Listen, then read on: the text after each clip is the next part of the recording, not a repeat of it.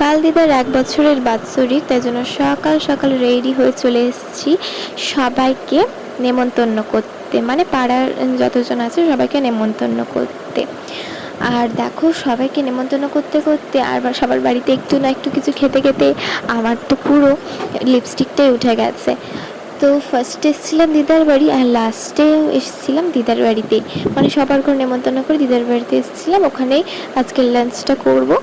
তো দেখো কি সুন্দর সুন্দর ফুল হয়েছিল গাছে, তাই ভাবলাম একটু ভিডিও করি, তোমাদের সাথে শেয়ার করি। আর তোমরা তোমাদের নাম আমার ভিডিওতে কমেন্ট করবে, তাহলে কিন্তু আমি তোমাদের নাম আমি ভিডিওতে নেব, আর এটা কিন্তু আমার খুব ভালো লাগে।